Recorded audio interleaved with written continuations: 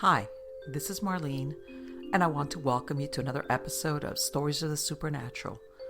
Whether you're watching a video or listening to a podcast, please like and subscribe to us so that you can get notification of when a new show is released. Links to videos or MP3 files can be found on MiamiGhostChronicles.com.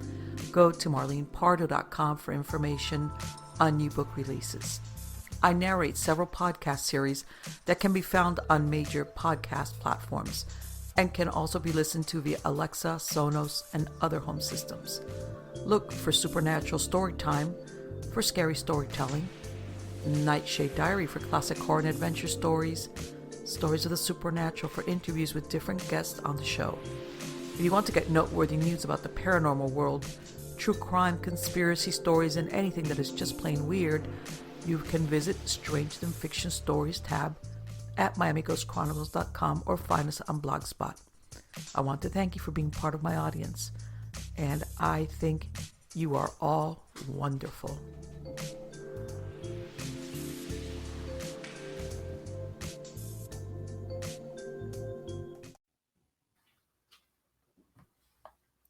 Hi, everybody. This is Marlene with Miami Ghost Chronicles, Stories of the Supernatural. How's everybody doing? Good, I hope. Well, today is, we're in mid-October. Well, kind of mid-October here in North Florida. And I know a lot of you are telling me, so what's the update with the chickens? Yes, I've got all my chickens. And I've actually got, I'm back on the selling the fertilized eggs. I've got people around here who want to buy the fertilized eggs. And I decided, because a lot of people tell me, oh, you've got your chickens that go do their own thing. And, you know, all of a sudden you've got little chicks. And you know what? I'm being real careful with that because now we're going to start going into the winter months. And as anybody knows, you know, chicks, you need to keep them at a certain temperature. And I really don't want to pull out and, you know, have a hen abandon a nest, which they've done to me before. And then I have to get the bulb and the box and the chicks. And it's great if you've done it. It's a gratifying experience, but I don't want to do that. So now I'm extra heavy duty patrol. No one authorized chicken mating or not. Well, not the mating part, but the hatching of eggs. So, and a lot of people had asked me, you know, as far as the guineas that I had, I'd taken some of the eggs that the guinea hen had left behind and I stuck them under a broody hen and nobody's hatched. So I want to be taking them out. I was hoping that they would have been staggered, but no. Yeah, it's one of those things. But anyway, and again, I want to remind everybody, it's October 7th right now. And I am going to be doing a live stream on Halloween evening at 7 p.m. Eastern time. I am going to be doing a live stream. And also, I've told people that if you sign up between now and October 31st for my newsletter, I will send you a PDF copy of my last book that I released on September 9th, which is a true crime anthology called Hot Dame on a Cold Slab. So if you sign up for my newsletter, which, by the way, my newsletters are short and they're interesting and they've got articles and related videos, stuff like that. And of course, you know, every once in a while I'll release information about new book projects. But if true crime is your bag, baby, check it out because the book is really good. I think, not even though I wrote it, but no, it's very interesting. And if you're into that true crime pre-DNA thing where you actually had to do serious investigating, all these cases are true. And I think you're going to like it if that's your thing. But anyway, and let me get on now to my sponsor. My sponsor is freethinkerprojects.com. Basically, what they do is they provide virtual mailboxes and mail forwarding. I know a lot of people, RV lifestyle, nomadic lifestyle, or somebody that needs to keep a residential address here in the state of Florida because they're Florida based. They can help you out. They either, you know, they receive your mail for you, receive packages, they shred it or forward it, whatever you want. You want to come pick it up. Same thing. A lot of people nowadays are very hesitant about receiving packages at their homes because packages get stolen. They can help you out with that. They can receive packages for you. And again, you can go pick up the package at their location or they can forward it to wherever you're at, especially if you're going to be away some time. There's other people that come sometimes from all over the world. They're going to come spend time in Florida and they need an address and they can help you out. They also have online notary services, which means that if you need to notarize any type of document, you can do it online. And lastly, they also provide registered, registered agent services. So if you have an existing corporation or LLC or planning to establish one in the state of Florida, you actually need a physical address in the state in order to do so. You can't use a PO box or one of these mailbox places. And they as far only $35 a year. That's a great rate for registered agent services. And what that does, if anybody doesn't understand, is not only do you use that address, they receive anything that the state sends you or anything, and then they let you know, hey, you received this. So basically, you're in compliance with what the state requires so you can establish a corporation in the state. Again, check them out. Freethinker Projects with an S at the end.com, freethinkerprojects.com. Okay. Now on to the good part. And this is the good part. The good part is my guest. And this is the first time that I've had this guest on. And I think this is going to be a super interesting. All my guests are interesting, but this, I think I'm like, oh, yay. This is a gentleman who, you know what, let's see how, I don't want to overwhelm him because I could like throw all these questions at him, but his name is Jim Girouard and he's an artist. He has a lot of esoteric knowledge. He's a researcher. He has UFO stories, talks about the Atlantis monopole. He has information about alien abductions. And most interesting, he has something called the device code divination and palm reading. Okay. So much to talk about. But anyway, help me to welcome him. How are you doing today, Jim? Good, thanks. Thanks for having me on. On the contrary, it's my pleasure. I'm going to ask you what I asked. How did you how was your entry into this area of esoteric information? Was it research or something happened with you? What happened? What went on with that? I was living in the Hare Krishna temple in Boston, 2009. And my service was answering the phone and answering the door. Okay. And every now and then, someone would come in and start telling me that they had gone to see Amma, the hugging saint. Okay. So without really saying it, they were kind of suggesting that the reason they were going to see Amma, the hugging saint, was because when you go to the temple, the devotees in the temple are very busy. They have a tight schedule, and they don't always have time to personally intermingle with all the guests that come to the temple. So, it's basically focused on philosophy and spiritual knowledge. And the people who were going to see Amma, the hugging saint, were going there for the personal connection. Okay. Okay, so you can't have one without the other. You have to have personal connection and spiritual knowledge at the same time and kind of balance the two of them out. Let me ask you, because I'm not familiar with this. When you say the hugging saint, was this like a living person that they considered a saint, or was this Yes, a person, right? Her name is Amma. Okay. She's known as the hugging saint. Okay. And the way they do it is all the guests that go to her events, they all line up in a row. And she gives them each a hug. I get it. And so you were linked in because of what you were doing there. Yeah, so you were okay. I get it. Yeah, very. Answering the door in a Hare Krishna temple is like the most important service in the temple because you're the gateway between the priests and the swamis and the public. So you're the gatekeeper. Exactly. So the feeling I got was, what I was thinking was, there's got to be some way that I can reach these people, without religion, without temples, without books, without gurus, without anything at all. No money, no temples, no gurus, no books, nothing. Okay. And just reach them and get to them on a personal level. And let them know that, there's someone out there that'll listen to them and connect with them on a personal level. And then afterwards, if they have questions about God or Krishna consciousness, then I can answer their questions. And that's how I went about it. And what did you do? Did you write a book? How did you? And by the way, I understand exactly what you're describing, which is let me get them to what really they came here for without all the ways of getting there. Yeah. In other words, basically what you're doing is you're empowering the individual to Yes. find what it is that they're looking or what they came there for, whatever it might be for them. In other words, Give them the personal connection. right, exactly. Which is very important. I want to throw my 2 cents worth in here because a lot of times we externalize what we're seeking when in reality we have it, but you go sometimes through different avenues. Um, so how did you go about this? What did you write the book or how Well, did you?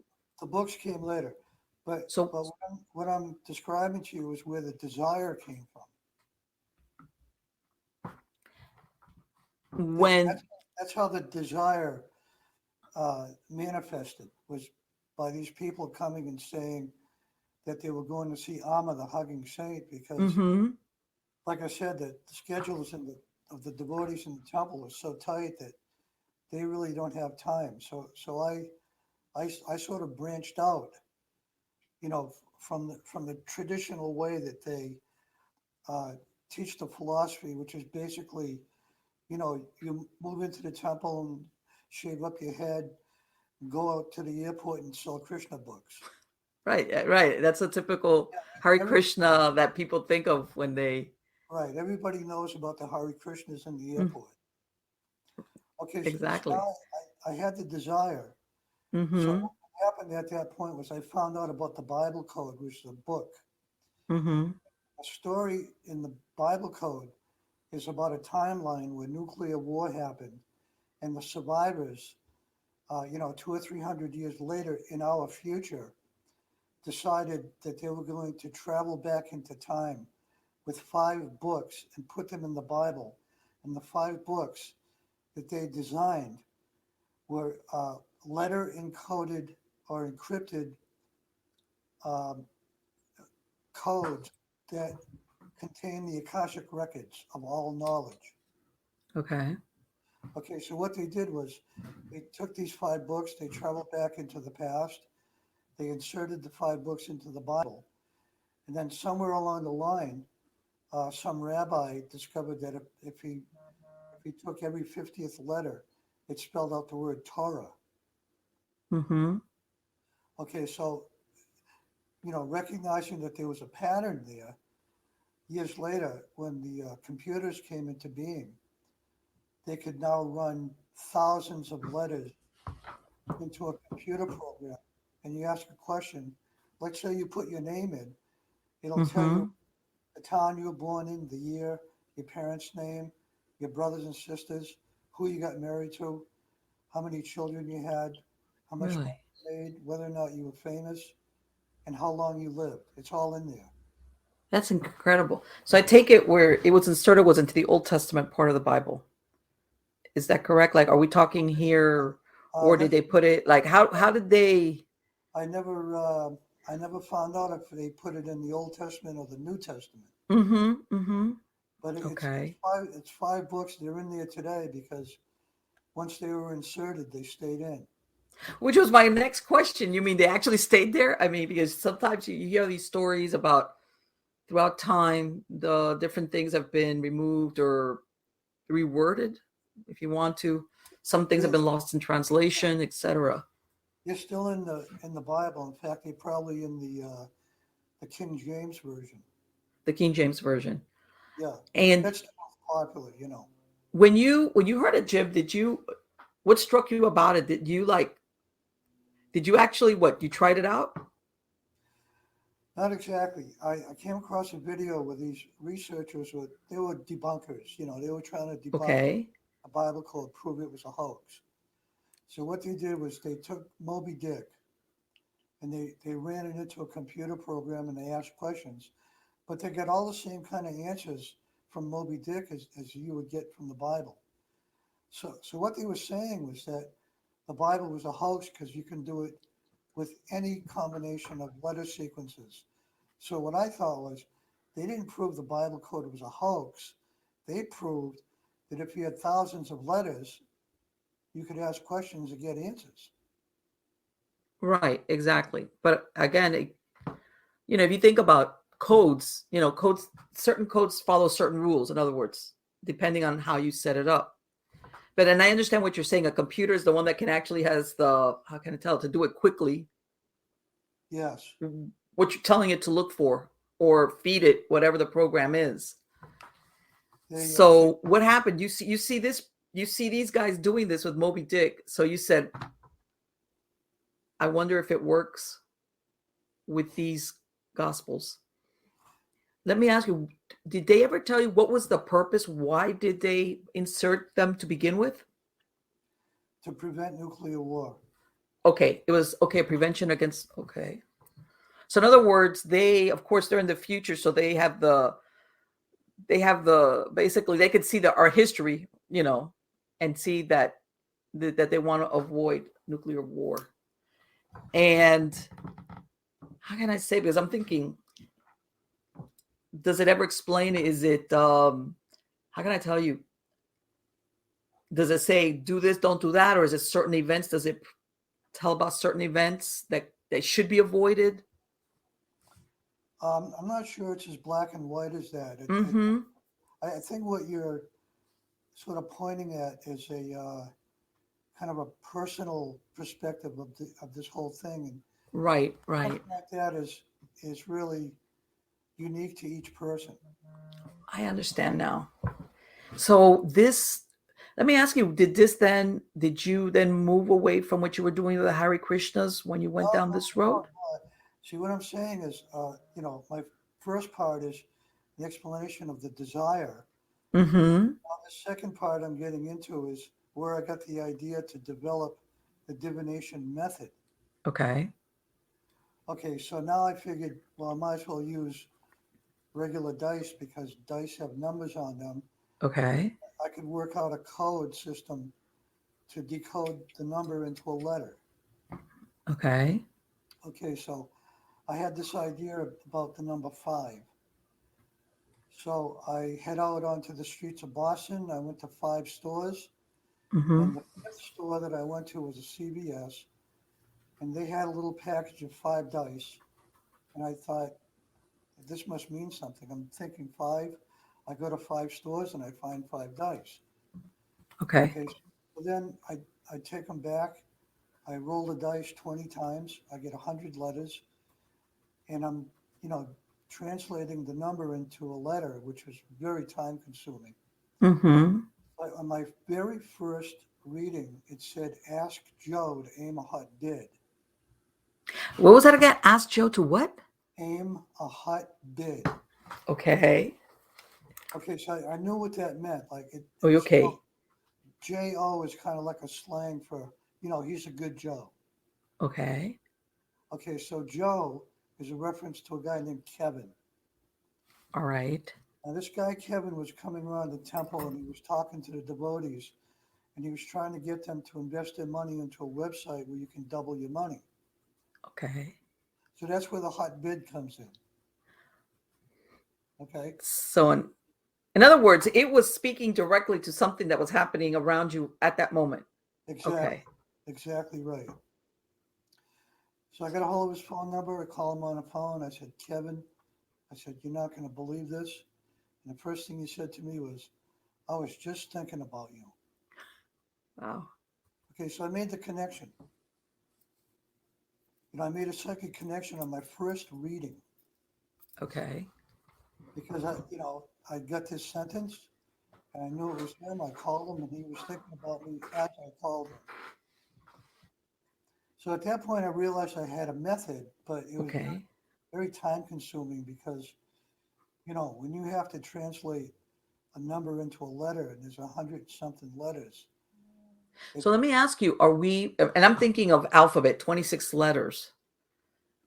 Did you do it like 1A or was it more complex? Yeah, it was like 1A, 2B, 3C. Mm-hmm.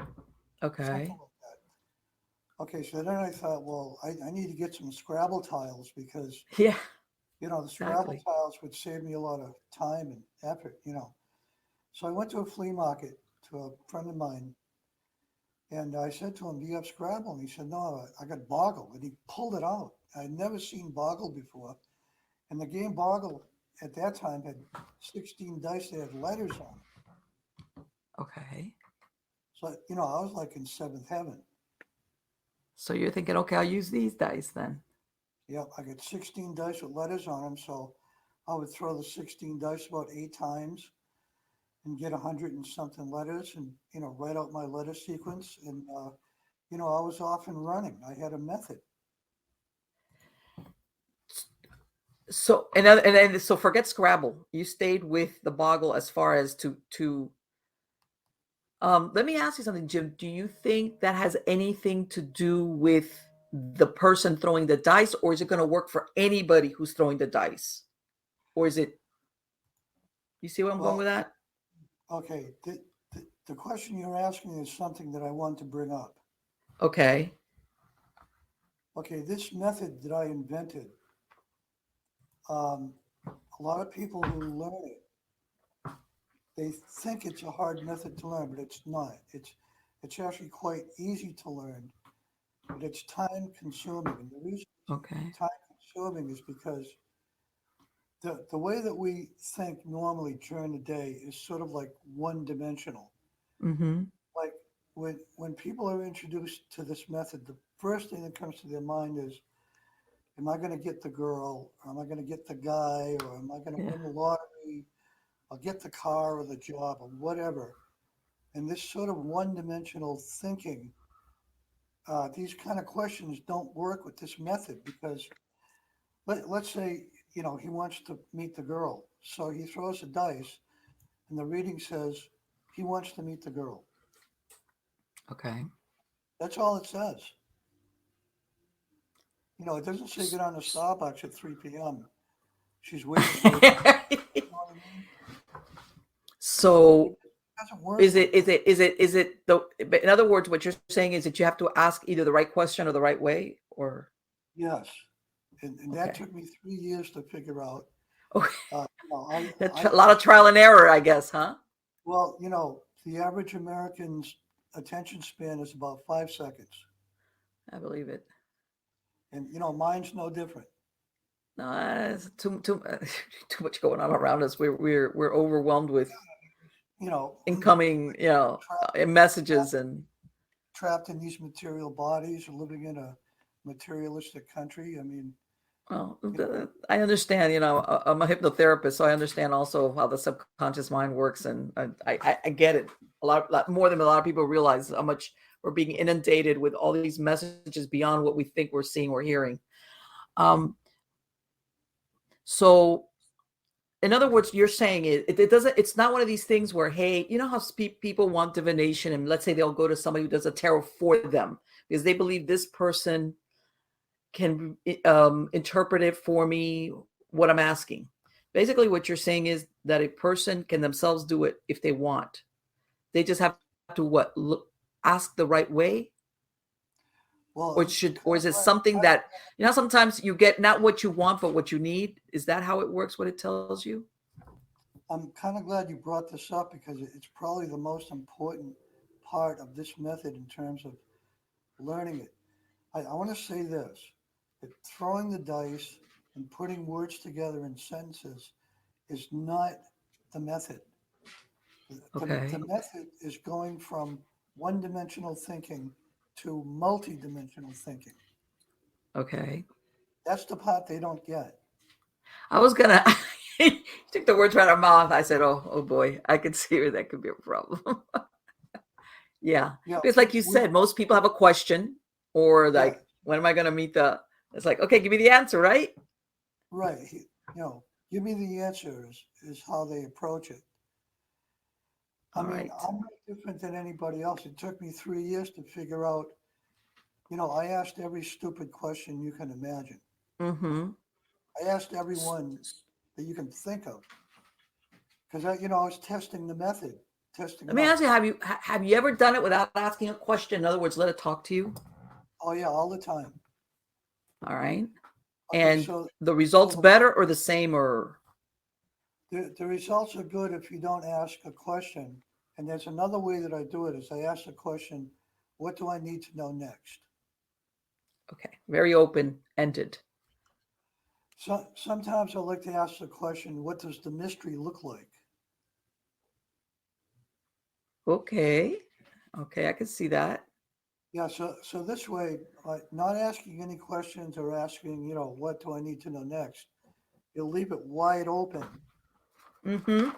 Exactly. It's like let's not narrow it down to what. There's some people it's like this is this is what I want or whatever. I guess when you what do you think is the source of these answers? Is it our subconscious?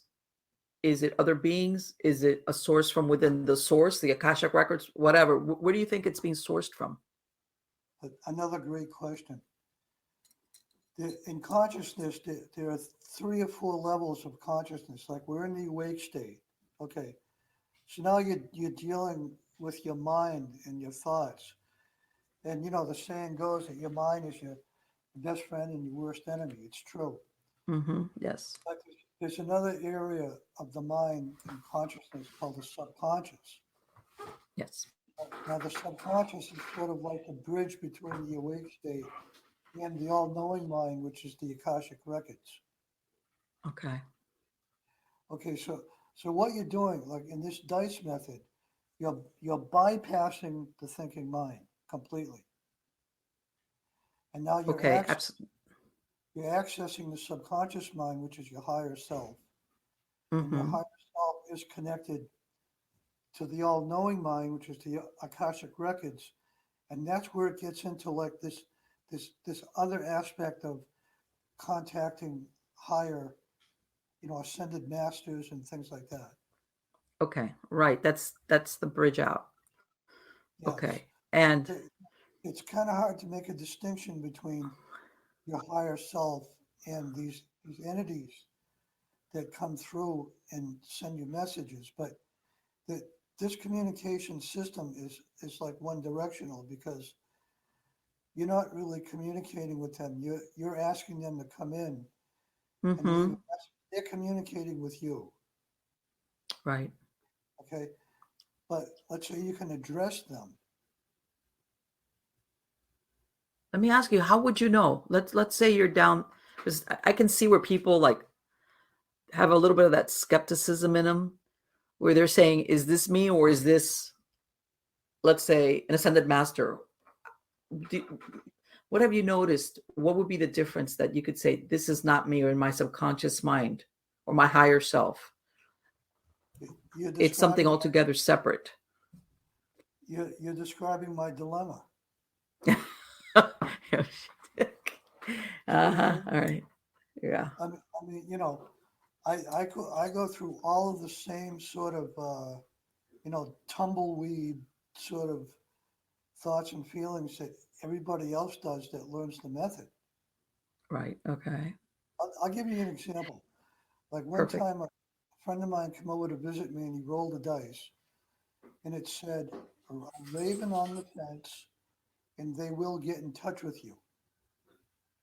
Okay. Okay, so he left. He jumped in his car. He started driving home. And halfway there, he called me on the phone and he said, "You're not going to believe this." He said, "I just drove by a raven on the fence and I got a text message from a group that I've been waiting to hear from." Wow. Now see that's the part where because people don't realize how much your subconscious if you go by the subconscious mind, we're not talking here, it only holds what you know or heard of, but it cannot give you, if the source is just your subconscious mind, it cannot give you basically precognitive information as in what's going to happen. The only way you're going to get that through the, let's say in this case, the dice, is because it is linked to something outside of yourself, your subconscious mind. Because there's only Right, so much your subconscious mind knows. right. Okay. Even That's though why we the can guesstimate pretty good through our subconscious mind sometimes, something like that, yeah. I could see where it's like that. There's your proof right there. I'll give you dozens of examples. Uh, Wow. the He way must have this, been, hey, I'm going back for another okay, the way another it throw. works, you want to bypass the thinking mind completely. That's very difficult for people to do. Very difficult. Yeah, but it's how it works with this method. And the Right. way that happens is you have the dice in your hand, and when you Mm-hmm. throw them, you're releasing. Okay. Okay, by holding them in your hands and picking up your vibration. Okay. But now Okay. when you release them, this method is what I call fluid. So in other words, let's say tarot cards. Mm-hmm. Tarot cards are not fluid, they're fixed. Yes, exactly. Each card means something specific, but a letter has no meaning.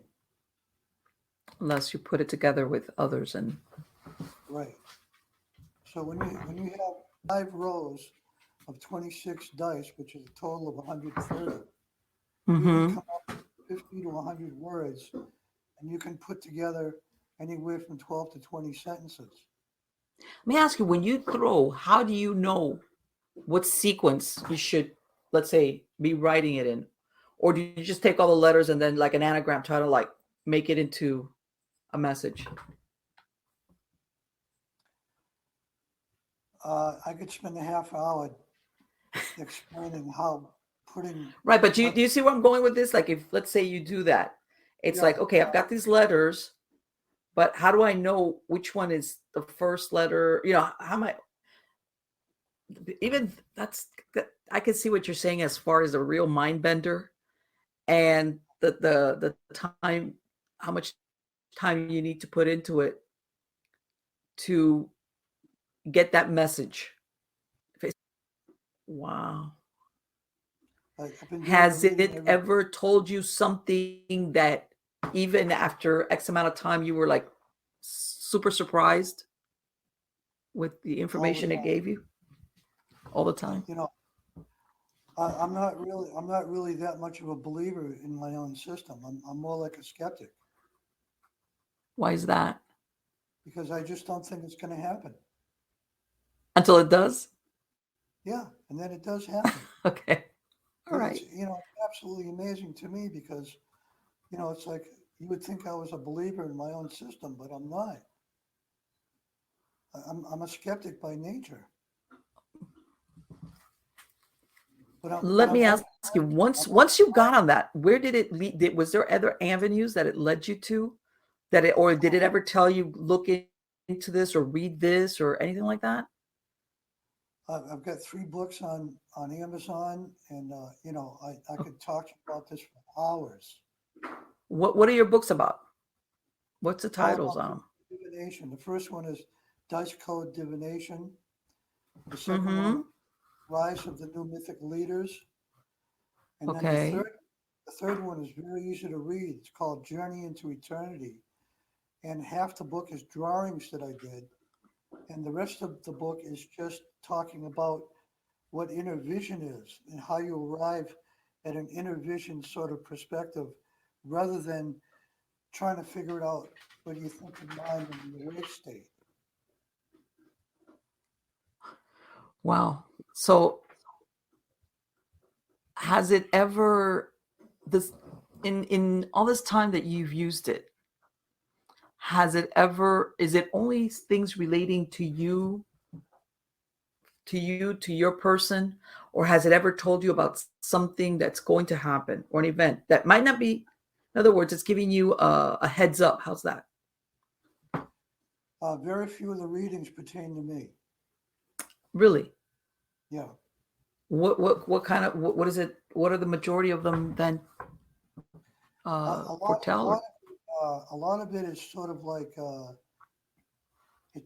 It kind of looks like advice about how to deal with everyday life and living in a okay. crazy world and things like that. Okay.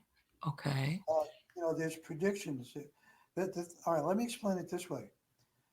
Let's Mm-hmm. say you roll the dice and you get a dozen sentences and you don't know what it means.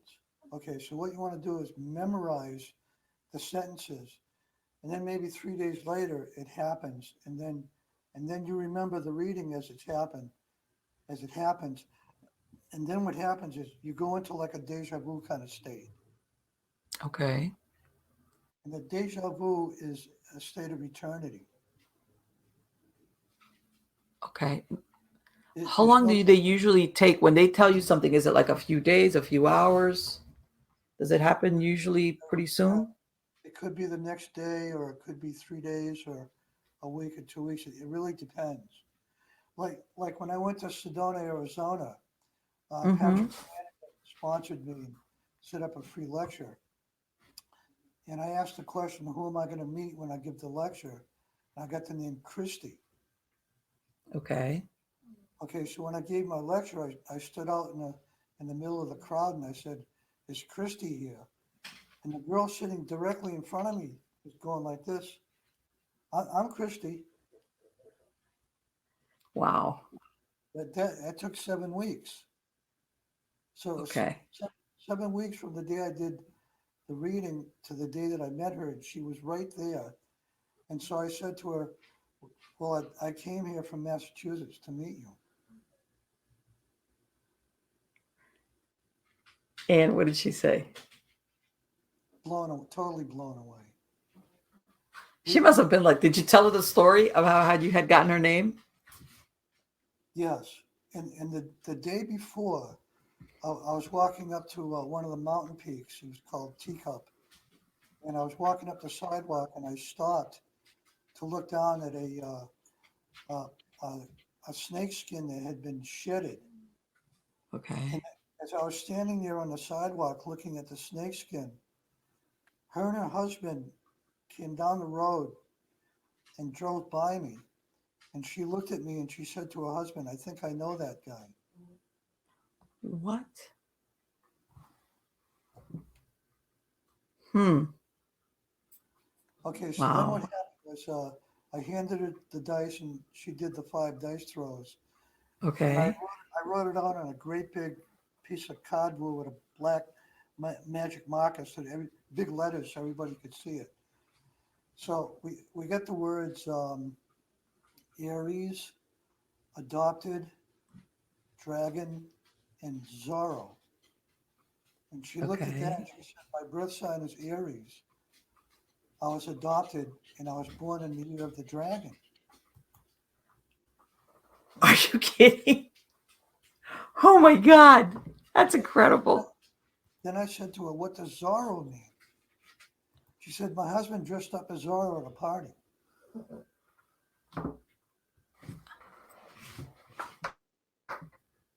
Wow. Okay, so So there's I took this the was, in reading. other words, this was the Christie in other words, It was you her. had any doubts about maybe was it supposed to be another Christie? This is the Christie. She was the one. Okay, That- so I took the reading and I turned around and I showed them the letters and kind of explained to them how it worked and stuff. And man, it was magical. It was like an explosion.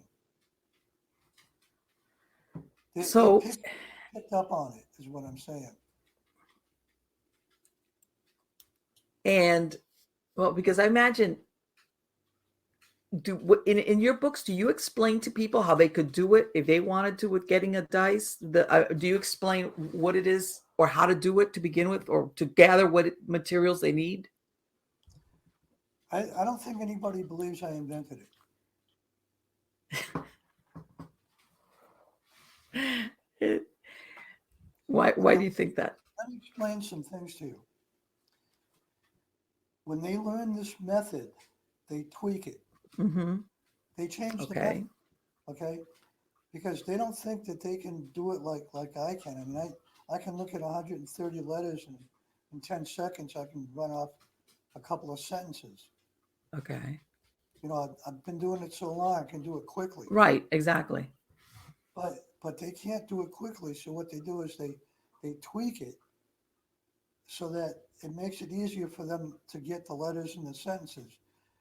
But I'm not in favor of that because for one thing, what they're doing is they're weakening the system. It's less effective the way they're doing it. And the other thing is, they can't turn around and tell somebody I taught them the method because I didn't teach them the method that they tweaked. And how would they, in other words, you're saying they're taking a shortcut, kind of, Yeah, they're to tweaking get, it. But what they're doing is they're weakening the system. Okay? If the system is perfect, you can't improve on perfection. that is so interesting. And And I know that's why I'm saying I don't think they believe I invented it. I think what they're thinking is that I came up with an idea. right.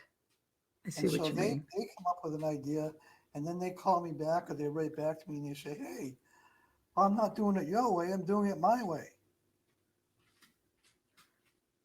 And my way, Exactly. their way is better for them. See what I'm saying? Like, let's say I showed you how to do the method and you did the Mm-hmm. method, you did the method like every single day, the same exact way. You Okay. can you can turn around and tell someone that you know that you learned my method because you're doing exactly the way I taught you. Okay. But if you tweak it, you have to say it's your Yeah. method. Of course. Right. Right. You're. Yeah. You're right. You're tweaking with it. Do you think then that when people do that, what's the word? They're kind of like tweaking it to get the answer they want, or does it still work for them? I think they're doing it to get the answer that they want more quickly and more easily. Okay. All right. But what they don't realize is that the method is not hard to learn, but you really have to do it once a day or once a week for months and years at a time. And the reason I say that is because we don't think multi-dimensionally. Mm-hmm. We think in Right. one-dimensional. And you know what? And I know what you mean as far as that a lot of people are into that instant gratification, which is I need the answer right now, right away, yesterday. If not, forget it. Oh, you mean what? Months, weeks, years? What? No, forget that. Get it immediately. Yes. Uh-huh. And Jim, I see by some of the subject matters from your bio that you also have had, and I don't know if this is before, during, or after when you were doing this, encounters with UFOs. I met Biddy Hill around 1977, and she took me to see a scout craft that was landed on railroad tracks. What? You went to, okay, wait, hold on. Let me get ready for the story. This is 1977, and this person tells you, come with me. I'm gonna. I'm going to show you a flying saucer landed on And what did railroad you tracks. think, Jim? I saw it. Oh, you went. Yeah, I'm like, okay, I'll go. What's the worst that can happen? There's nothing there. Of course. Who would turn that up? Of course. So when you get there, you're like, and what was it? Did it land on the tracks? What happened? It crashed? It was It, just landed? it was already landed when we got there. It was landing there on a regular basis. Wow. And was this the first time that this person had seen it, or did they know about it and No, that's why they knew where to look for it? well, you've heard of Betty Hill, right? Yes. Yeah, she was abducted with her husband in the early Right, 60s. right, right. And I'm thinking to myself, because I know that afterwards they had experiences, like that, but I never knew about this per se. Even though they were hypnotized and, a bunch of other things as far as, the repressed memories, etc. But I She, never knew that after the fact. she had a huge photograph of this scout craft on her mantle. It was a blow up of a picture she took of it. It had all its lights lit up, and you can see the saucer shape. It's Mm-hmm. all lit up, and you can see the railroad tracks.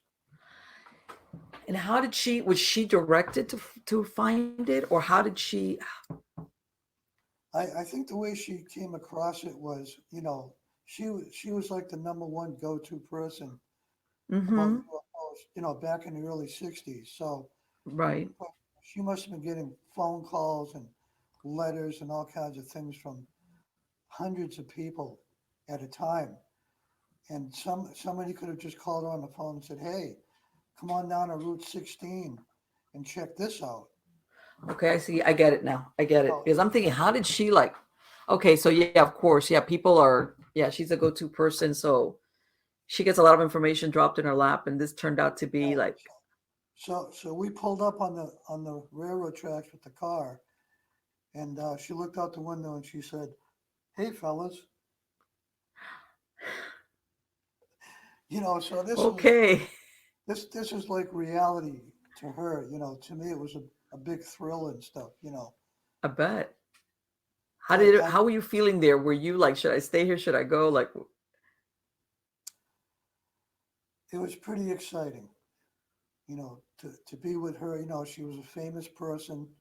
See, the way that happened was I was with my girlfriend who lived in Manchester, New Hampshire, and we were driving back to Massachusetts, where I live. And she said, "What do you feel like doing?" And I said, "Let's go pick blueberries."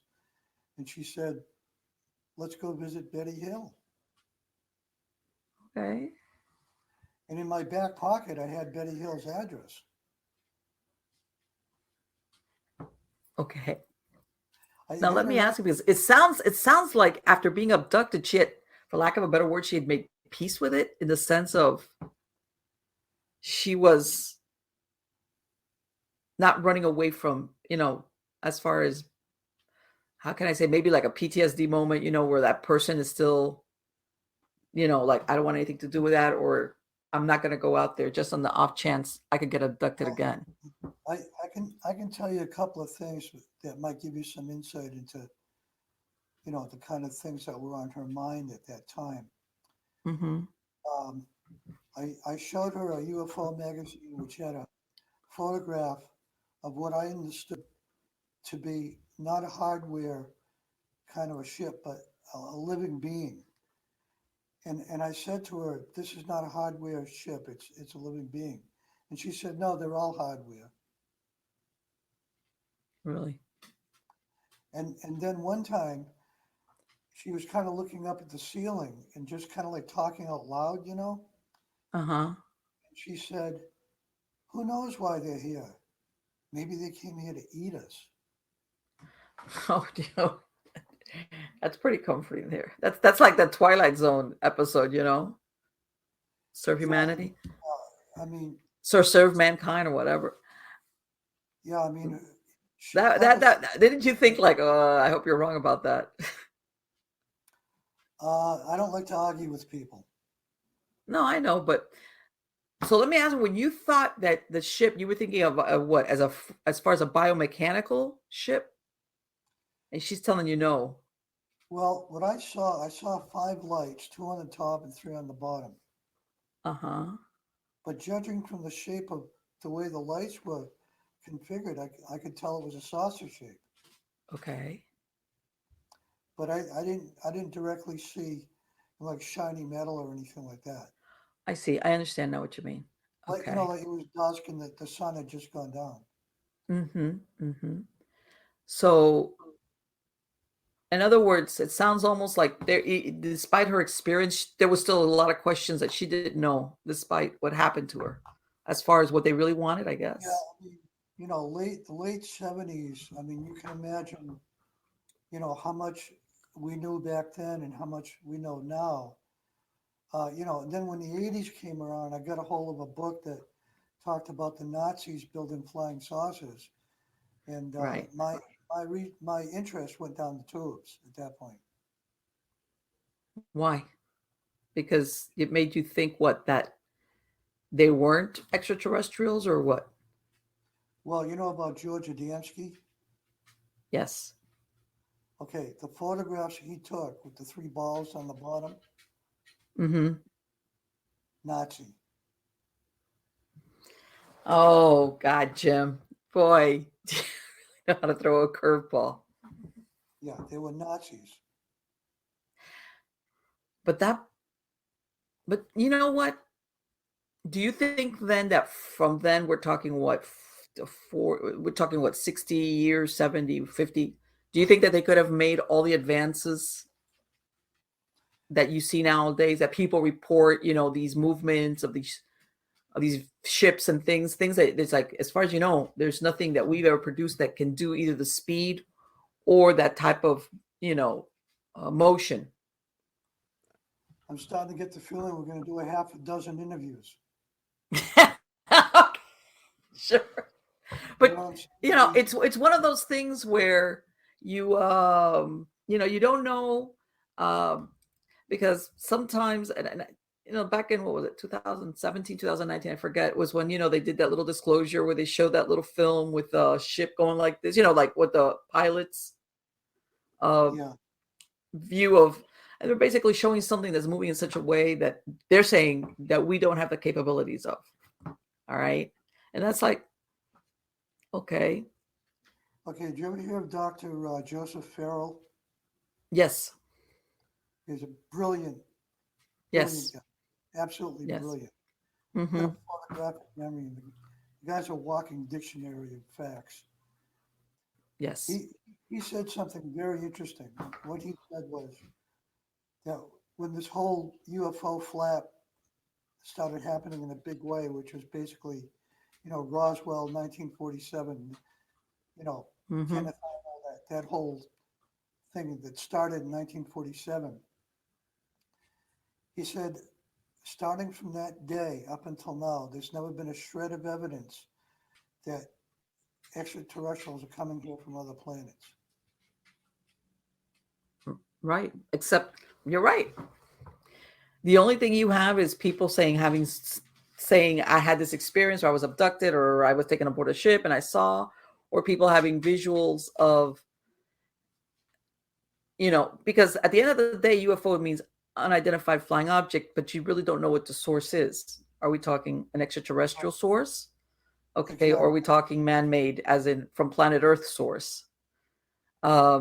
Because there's been a lot of, especially now that, you do see some type of proof of people seeing something that it's like, okay, they're not making this up. But what is the source of it is basically what you're saying. We're not talking an ET source. Okay. Just a few minutes ago, you mentioned this thing that we didn't have the technology.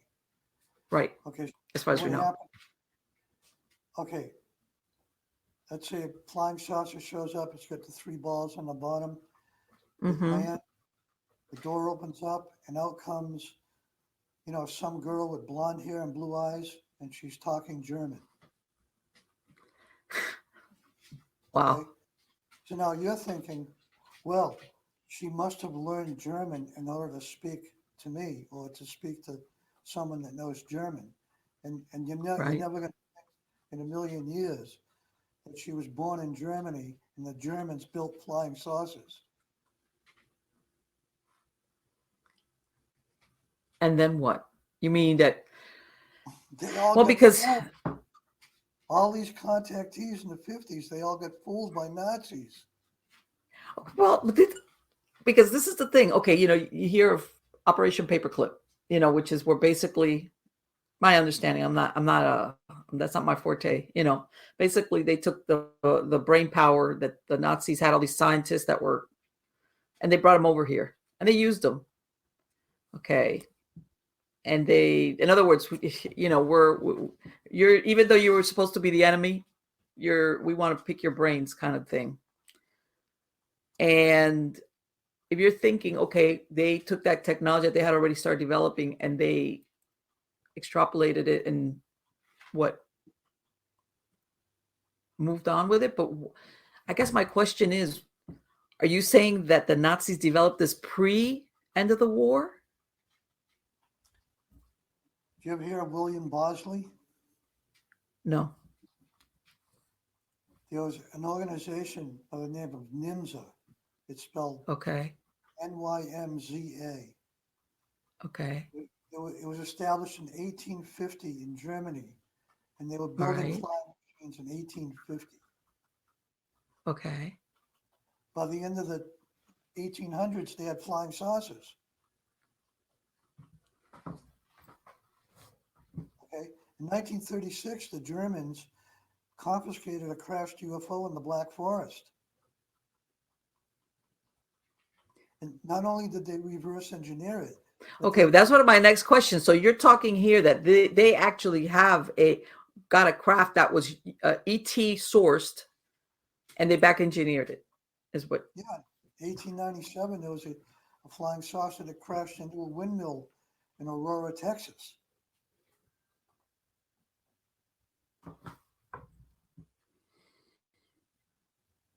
So, because see, this is the question I have sometimes when you hear about these theories about technology being a product of back engineered whatever, let's say the spaceship. I think to myself, if you really don't understand the technology, isn't it kind of also risky and dangerous when you're trying to back engineer something when you really don't understand how it works? I mean, you're kind of like got to be careful. You see where I'm going with that? Because everything, I've heard the theories, all these technological advances that we've done are a product of back engineering of contact with extraterrestrials, whatever they are. I don't, whether it's, If I wanted to spend the rest of my life in jail, I'd go to Area 51. Yeah, that's right. They don't let people out there, do they? Yeah, but you might find out what you're doing, but you're going to wind up behind bars. No, I know that they're very serious. I mean, I've heard of people that go out there like on the perimeters, but as soon as somebody goes out there close by, from what I understand, they've got an eye on you. It's like, good luck on that. I want to tell you about a video I did about 7 years ago. Do you Okay. remember Billy Myers from Switzerland? I'm sorry, what was, because you cut out a little bit on what? On who? Billy Myers from Switzerland. He had one arm. Yes.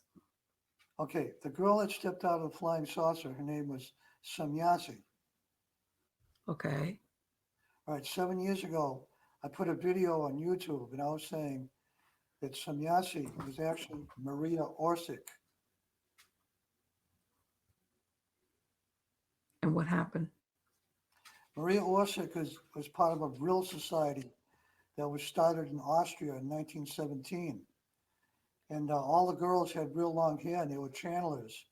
And they were channeling the Aldebarans. And they were getting the instructions on how to build anti-gravity. So what are you saying? Anti-aging also? I mean, if she's... Yeah, they have anti-aging. But all right, here's what happened. In 1945, somebody passed a note to somebody else that said, we're all leaving. Okay. Okay, so now the assumption of what that note meant was that they were getting into the flying saucers. And Maria Orsic time traveled from 1945 to the 1970s and stepped out of a flying saucer and told Billy Myers her name was Samyasi and that she was a Pleiadian. Okay. Now I understand. Because for a minute that was like, I'm thinking, I didn't even think about time travel. Honestly, I wasn't thinking of that. Okay, so here's what happened. Of 5 course. years after 5 years after I did the video, Corey Okay. Glick did a video saying that Samyasi was Maria Orsic. Wow. I was saying it 5 years earlier, but I'm nobody. I know exactly what you mean. I know exactly what you mean. Nobody paid attention to me. I'm not famous, and nobody paid attention. So in other words, yeah, she's not from the Pleiades. She's from planet Earth. Well, she wasn't completely lying. Okay. Because she was not a Pleiadian herself, but the members of the spacecraft that she was with were Pleiadian. Okay. Let me ask something. Jim, do you think that extraterrestrials, are they friendly towards us, not friendly towards us, or just don't really care? Well, these are really good questions. I mean, we're going down a million rabbit holes. I know, I know. But pick your favorite. Let's go, and we'll go down that rabbit hole. Depends on the person. Like if you listen to opinions, Mm-hmm. some people are absolutely convinced that they're all friendly, and then there's others that are absolutely convinced that this is like some kind of invasion and that they're taking Mm-hmm. over. I've got a book by it's called Walking Among Us, and I read the whole entire book looking for some kind of a clue, because I like to learn things. I'm kind of a knowledge junkie. And Okay. the whole entire book was about this girl, Rachel, and she's dealing with all these hybrids, which are half human, half alien. And she's Mm-hmm. teaching them how to live amongst humans. Like, they don't know why we use plates. They don't know how Okay. to turn on a television. They don't know why we use refrigerators. Okay, the whole entire Okay. book is all about this girl Rachel who's teaching them all these human habits and things that we do. Okay, so now my question is, how is it that this guy wrote this book? How does he know Rachel? Right. Where did he meet her?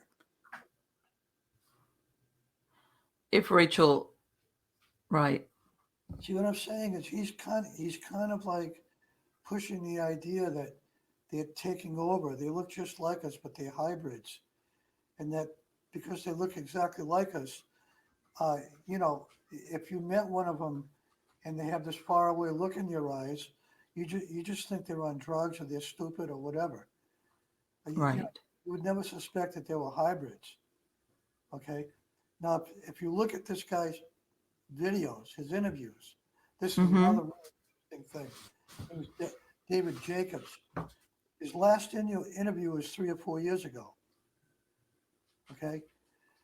This guy knows something and he ain't saying it. And for some reason, he stopped being interviewed. I think for the same reason, because he knows exactly what's going on. In the book, he never said how he met Rachel. Okay, where's the connection between him and Rachel? So do you think then that the version that we're getting about ETs is basically not really true?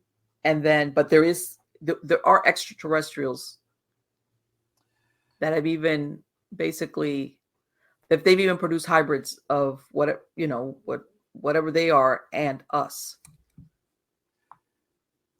One of the many aspects of who they are and where they come from is that they come from other planets. I'm absolutely certain of it. But now that we know for sure that flying saucers are being manufactured by several different countries, there's Mm-hmm. no there's no way of knowing what you're seeing. Like I Okay. said, the girl steps out of a flying saucer. She's got blonde hair and blue eyes, and she speaks German. Well, because I've even heard the theory that because everybody says, okay, so what's the interest? Well, what is it about us? Why are we so special? And I mean, I've heard the theory that they need us for our genetic materials. In other words, that they're kind of like for some reason they're sterilized or they're sterile and or very low reproductive rate, and Yeah, they're combining with us because our genetic materials is good. In other words, I've heard that um, theory, which I don't know if it's accurate or not. humans Um, humans are genetically the royalty of the universe. that's a very interesting. Say more about that. Why do you think, or what leads you to believe that? Well, humans have a combination of 22 different extraterrestrial races in their DNA. Mm-hmm. What Once the junk DNA opens up, it's the end of the game. The game comes to an end. Okay. There are So do some you think children. then that do There you are think some that it's children. possible then that theory that part of our attraction is our genetic possibilities? How's that? Oh, absolutely. All right. They're here to get a blood transfusion. Okay. Yeah, no doubt about it. They're here for the DNA. Okay. Because I mean, I've heard, they want minerals from us. I mean, I've heard every version of why they're here, what they want from us. And the Some, genetic one to me makes more sense, kind some of of. them just basically want to communicate with us, hang out with us. So, there's a million different reasons. I mean, uh, Elena Denon, she's got some of the best stories I've ever heard. And she's risen to a real height of popularity because, for one thing, she sounds totally real and sincere. Her stories are just absolutely amazing. Okay. So, in other words, there's the real story, the real UFO story. Do you think that they travel through space as in like, light years, or are we talking inter and intradimensional travel? Uh, Traveling, thousands of light years is extremely dangerous and difficult. Mm-hmm. You Right. know, they're going to bend and fold time and space instead and go through a wormhole or a Right. vortex, even a black hole. I think is kind of a portal. I've been Right. hearing things about black holes. Now they're saying that they're not as dangerous and deadly as they previously thought. Right. You always heard they swallowed everything. Yeah, I wouldn't want to go near one and find out. Yeah, let's not test the theory. Is that what you're saying? oh, Yeah, oh, you're wrong about that one. Um,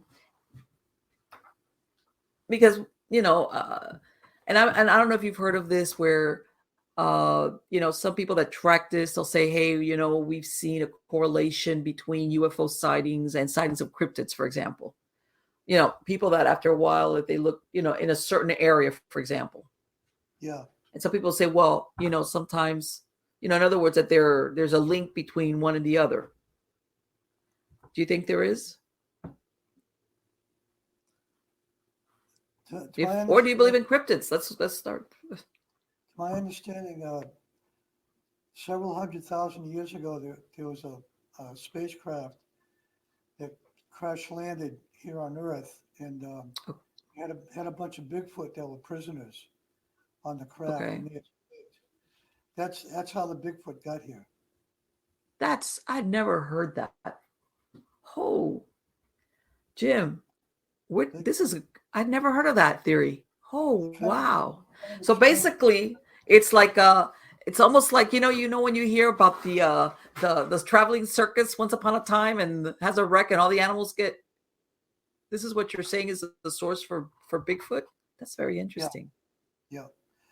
Uh, Before I forget it, I wanted to show you some of the dice that have letters on them. Yes.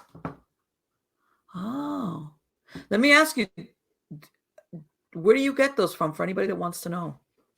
Okay, the way I do this is like I'm not too comfortable with strangers asking me to do readings. So what I have them Okay. do is send me two photos, one of each hand, and I'll do a palm reading. Okay. Okay. Okay. Once once I, Okay. the lines on your palm is like the blueprint of who you are. All right. Okay, so when I do a palm reading, I get a really, really good idea about what they're like as a person. Do you do dominant hand or both hands? Left hand for a woman if she has a job and if she's supported by her family or her husband, the right hand. And it's Okay. right hand for a man that has a job, and left hand Mm-hmm. if his wife supports him or his mother or his family. Interesting. I'm not even going to ask how that works, but okay. Yeah, it's just something that happens in the science of palmistry. Palmistry. Okay. Okay. Okay, once they send me the palm photos and I All do a right. reading, I usually don't send them the reading in an email. What I do is I talk to them on Skype or Zoom first Mm-hmm. because I like to deal with things on a personal level, and to me, Okay. email it's not very personal. Right. I'm gonna put a link, but what? Where could they get a hold of you, Jim? If for Uh, anything, whether the books or the reading or whatever. my email address is revelartist7 at Gmail. Revelartist7@gmail.com. Yeah, it's REV, not B, but B, REVEL. Revel Artist. Okay. Revel. Revel means to celebrate. Right, like in revelry. And so you don't have a website, and if anybody wants to get a hold of you, they just shoot you an email. I have a page on Facebook. Okay. They can Under your personal name. Yeah, Jim Girouard. And if they want to get the dice, they can Mm-hmm. do the dice throws at home and send me the letters, and I'll decode the letters for them and then send them the reading. And the name of the dice is Campbell's Alphabet Dice Game. Wow. You know, like Campbell's Alphabet Soup? Yes, yes, yes, exactly. That's what I'm thinking. I'm like, wait, I haven't heard that in such a long time. Yeah, okay. Campbell's Alphabet Soup. Wow. Yeah, it's the same company. And this finally you found this was the best one of all the dice games that you came across that works the best? Yeah, for $20, you get 36 dice, and you only use 26 out of 36. Okay. What you do is you take the 26 dice and throw them 5 times and write down the letters, and then send me the letters in an email, and I decode it and reading. But it starts off with a palm reading. Yeah, so first you suggest they do the palm reading and then go to, because I imagine what the palm reading is more of an overview, and then if they want a specific, then they could do. Yes, because the palm reading, it's like spending an hour with someone in person, looking at their palm. Of course. You That is can so see interesting. your whole entire life. And it's all there. It's I know, I've heard that. Right on your hand, you know. Exactly. That's you know what? It's really funny because when I was a teenager, I was like almost 20. We were at a flea market. There was this couple of ladies that were walking around. They were do the palm reading, and but they were just going up to people. They were just and one of them come up to me, of course, and she was like, and I'm like, no. She looked at me real quick. She just, you're going to have 3 children, 2 boys and a girl. I'm like, oh, okay, thank you. And I walked off. I was there to shop. That's what I had. I did have 3 kids, 2 boys and a girl. that information is right here. Yeah, exactly, right there. Exactly. Yeah, that's where it is. That's where she looked at it. But it was like, but when you're that age and you're not thinking about that, you're just thinking, But that's incredible. Jim, I want to thank you so much for joining me tonight. I'm like still, my head's going, because I think we always have to be open to all possibilities. And believe me, I know the power of the subconscious. And as far as what you're saying, that in some cases it actually bridges out to take you into other levels or access other things beyond what you're capable of, as far as knowledge is inside of you. But that makes a lot of sense, though, as far as even when we have flashes of intuition, if you want to call it that. I think we covered a lot of good subjects. Yes, we have.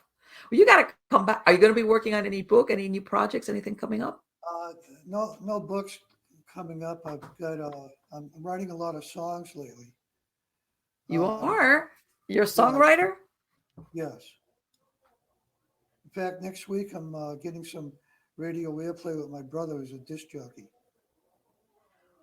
Wow. What kind of music do you play? Or what are your songs? Do you I mean, you just do the lyrics and the music, or just the lyrics? I write the lyrics and I sing, and I play guitar, mandolin, sitar, keyboards, flute, and harmonica. Wow. So basically you're going to be playing your own everything. You're Yeah. I sent you a bunch of songs and artwork a couple of weeks ago. Yes, I have them there. Let me ask you, and was this something you've been doing all your life, or what happened with that? How did you? about 2 years ago, I got myself an 8-track recorder, and I Okay. did a lot of songs. I had to learn how to use it, and Mm-hmm. I had to learn how to play instruments and write songs as well. But 20, 30 years ago, I had an 8-track and one guitar, so all my songs Okay. back then were just voice and guitar back then. But now you can hear drums, you can hear Sure. Yeah, you violin, could put a lot. You could be like a one-man band kind of thing. yeah, piano, bass, drums, Mm-hmm. lyrics. It sounds like a whole band. Exactly. Exactly. That's incredible. Again, you got to come back. I'll be contacting you because, believe it or not, it's October.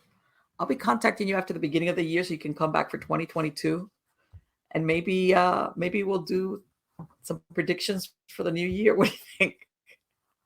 Well, there's a You lot of after after after 2020 and 2021, all bets are off. Anything is possible. yeah. Who knows? It's been so crazy. Yeah, It's it's been like so crazy. It's like, okay, everything is like everybody, that first that moment, I think everybody's a little bit over like that first shock. So I want to thank you so much, Jen. You have been absolutely wonderful to have on the show. You've been great. all right. Thanks, Marlene. Take care. Bye-bye. Good luck to you. All right, see you. Bye-bye. Bye. Oh, wow. This has been great. I really enjoyed talking to him so much.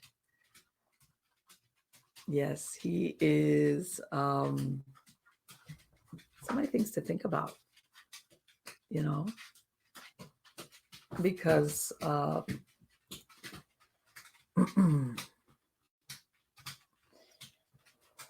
can I say? I mean, there's stuff that we discussed there. I mean, I knew about because I was bio. We discussed what about the divination with the dice and everything. Even though I didn't understand exactly how he had come up with the theory. I mean, I know there's different ways of divination, and and that's so interesting because you know for example, let's say tarot. I'm going to go with the tarot. A lot of people will say, even if let's say you do a tarot spread for yourself, basically you're coming up with answers based on your subconscious mind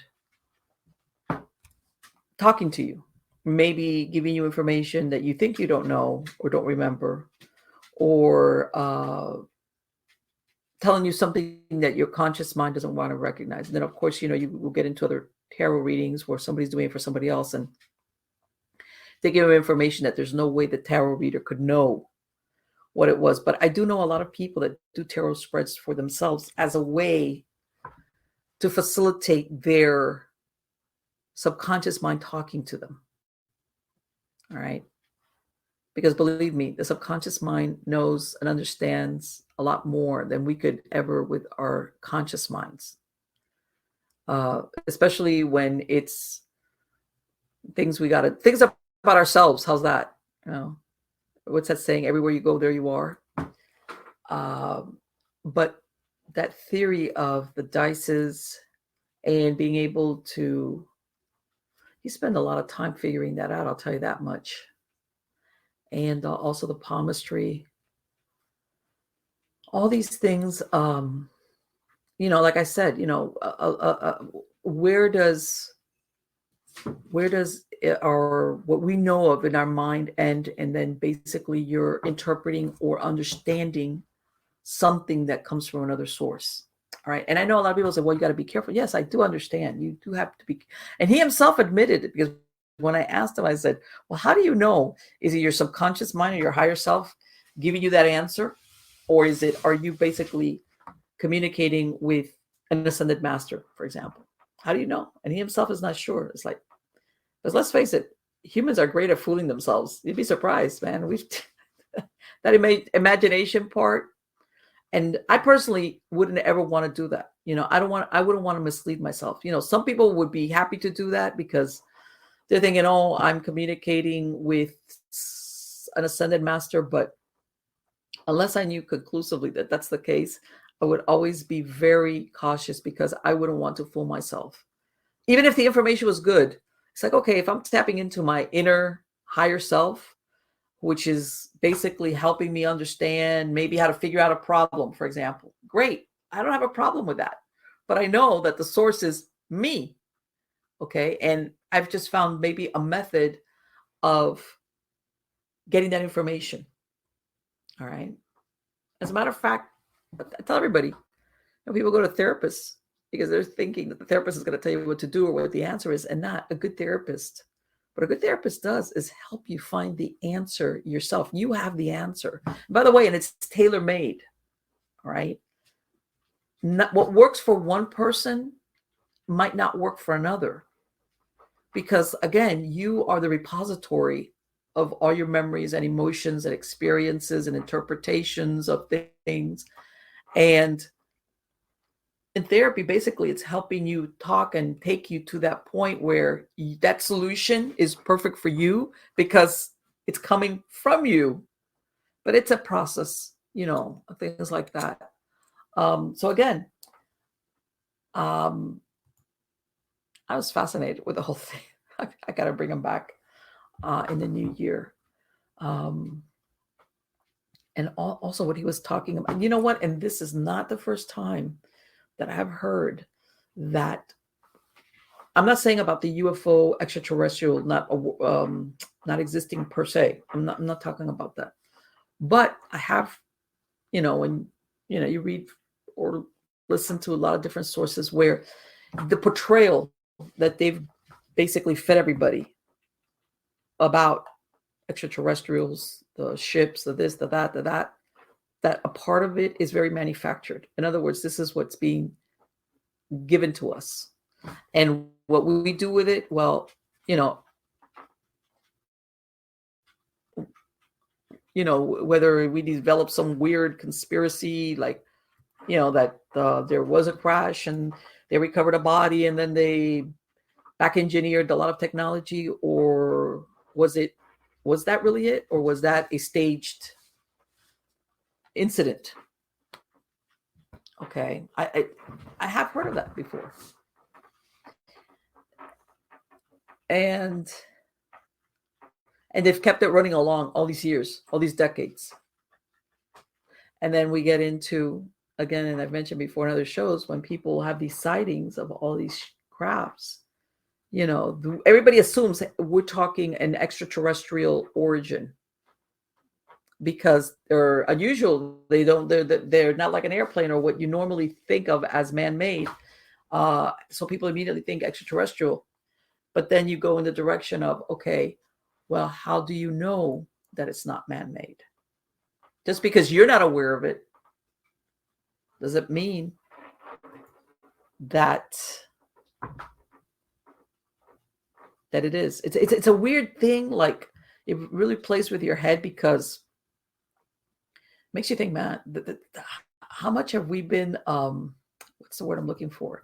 Have we been manipulated, to tell people about this? And then you think, what's the purpose? And then, I mean, and he made a good point, like, pick your rabbit hole that you want to go down if you pursue any of these different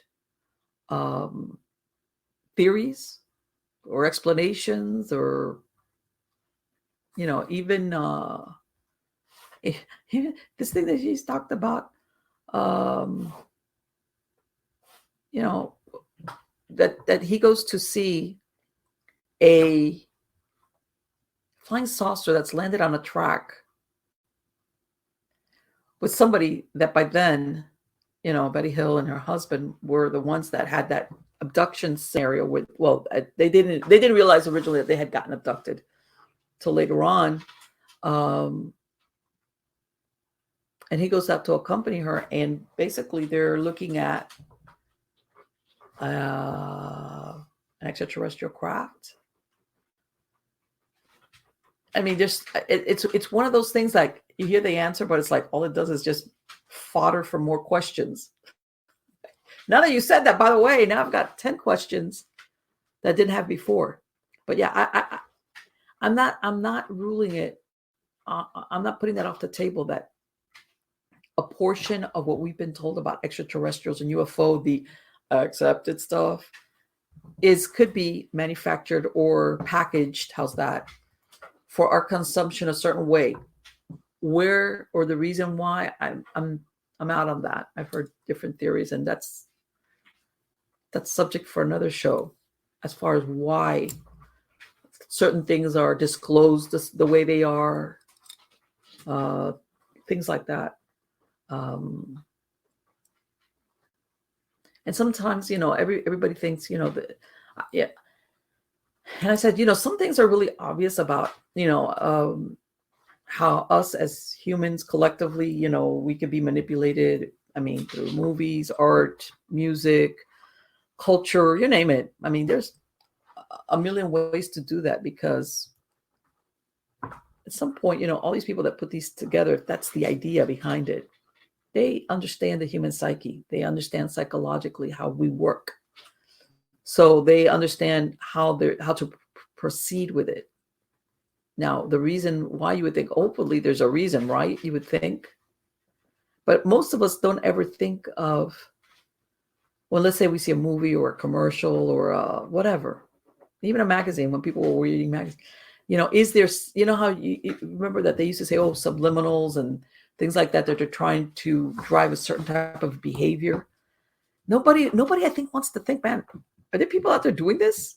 Whether it's a company that wants to market a product or the government or whatever. Most of us are like, man, why can't I just watch this and just enjoy it without worrying that I'm being manipulated on a psychological level? I mean, you could even certain beats in a song will put you in a hypnotic trance.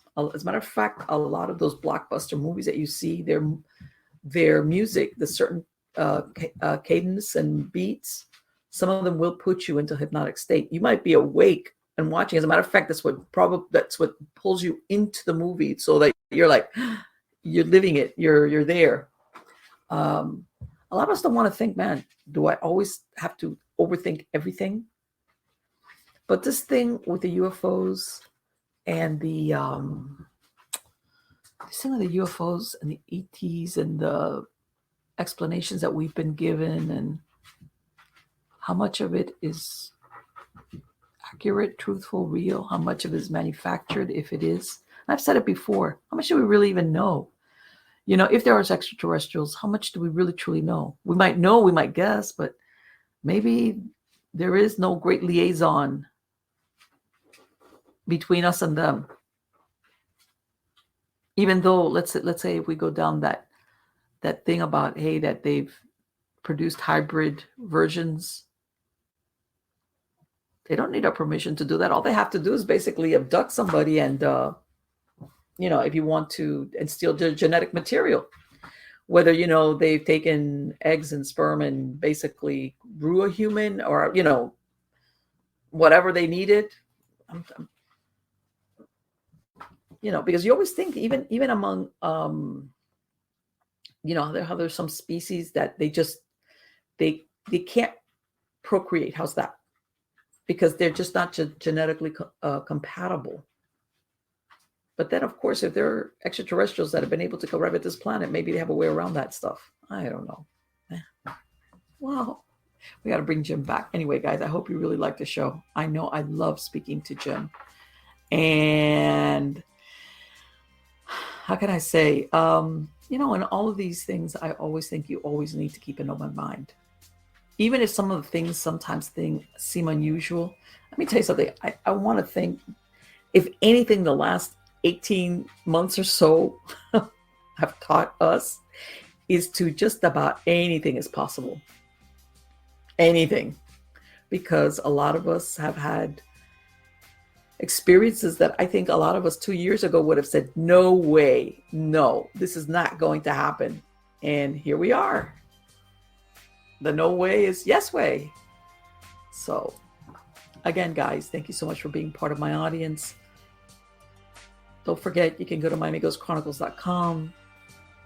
You can hook up to the podcast version of the book, of the show on a certain podcast platform, or if you want to listen to the actual podcast version on your browser or download the MP3 file without commercial interruption, you can do that too. There's links there to do that. And as a matter of fact, for the other podcast series that I narrate, come back next week, guys. I have a lot of interesting guests. A lot of interest. People that we've been here before, but also new guests. And I think you guys are really going to enjoy it. Take care.